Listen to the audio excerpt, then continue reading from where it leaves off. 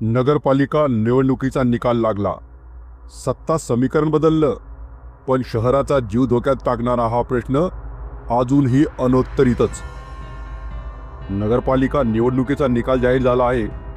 अनेक वर्षापासून रिक्त असलेल्या नगरसेवकांना जागा अखेर भरल्या गेल्या. नवीन प्रतिनिधी निवडून आले, आशा निर्माण झाल्या. मात्र शहरातील एक गंभीर प्रश्न आजही तसाच आहे. काही महिन्यांपूर्वी बुलडोझरच्या अपघातात तुटलेला रेल्वे पुलावरील पाईपचे काम अजूनही अपूर्णच आहे. ना दुरुस्ती पूर्ण, ना सुरक्षितेची ठोस व्यवस्था. हा पूल म्हणजे शहराला जोडणारा अत्यंत आवश्यक दुवा आहे. दिवसभर शेकडो वाहनांची ये जा सुरू असते. विद्यार्थी, कामगार, रुग्णवाहिका सगळे याच पुलावर अवलंबून आहेत. मग प्रश्न असा आहे की प्रशासन पुन्हा एखाद्या अपघाताची वाट पाहत आहे का? कोणाचा जीव गेल्यावरच हालचाल होणार आहे का?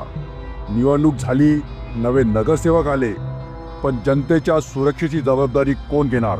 निवडणूक जिंकली, पण प्रश्न अजूनही जिवंत आहेत. पूल कधी दुरुस्त होणार, की शहर पुन्हा एका अपघाताच्या बातमीची वाट पाहतोय? अधिकारांचा न्यूज नेटवर्क, चाळीसगाव.